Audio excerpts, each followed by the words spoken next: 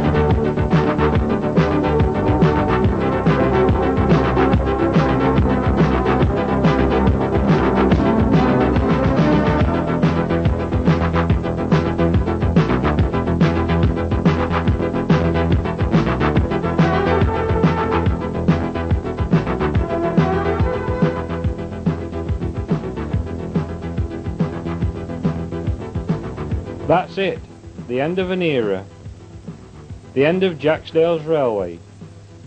Gone for good, gone forever. Quite sad really, but that's progress. Or is it?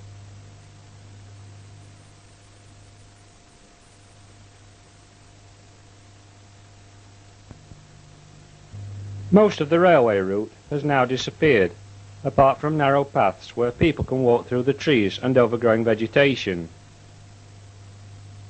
David Bellamy opened this nature reserve, which is also partly sited on the old railway embankment.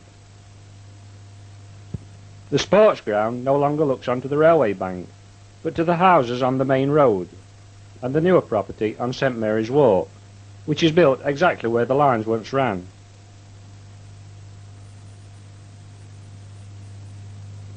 At Pye Bridge, this last remaining railway building has been replaced with the Smotherfly open-cast plant.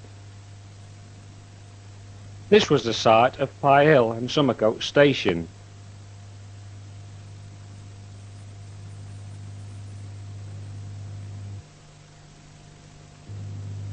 Looking towards Pinxton, the old bridge and railway route has been completely obliterated by the open-cast workings.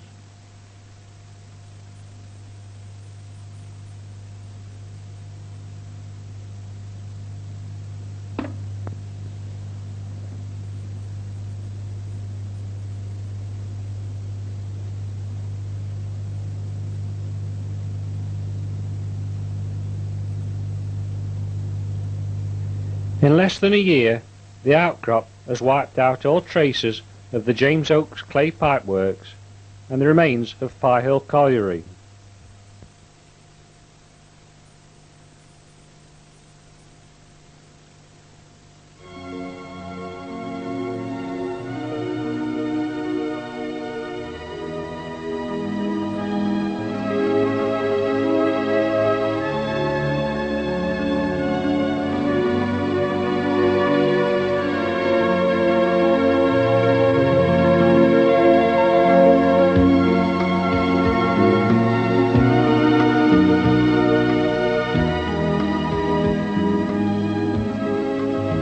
The Smotherfly opencast at Pye Hill was once the site of many early mine workings. Dozens of holes dug into the ground and hollowed out to form bell pits. In the mid-1800s, various shafts had been sunk to mine coal and ironstone. Pye Hill Downcast shaft was sunk by James Oaks and Company in 1874 to a depth of 216 metres to work the Black Shale and Tupton seams, along with two other shafts and a drift.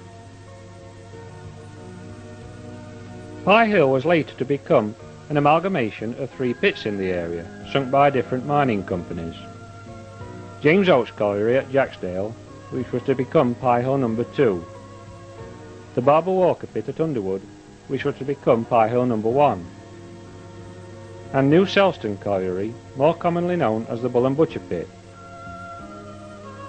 Here at the Bull and Butcher pit, The surface installation was shut down in the mid-1950s and was passed to the management at Pye Hill. In 1967, a surface drift had been constructed here at Pye Hill. The 750 metre long drift ran down at a gradient of 1 in 3.75 down to the black shale seam and was used to bring all the pit's output to the surface. Its 42-inch cable belt had a capacity of 860 tons per hour and fed into a 1270 ton bunker. Pye Hill was long regarded as one of the most modern and most productive mines in the South Nottinghamshire area.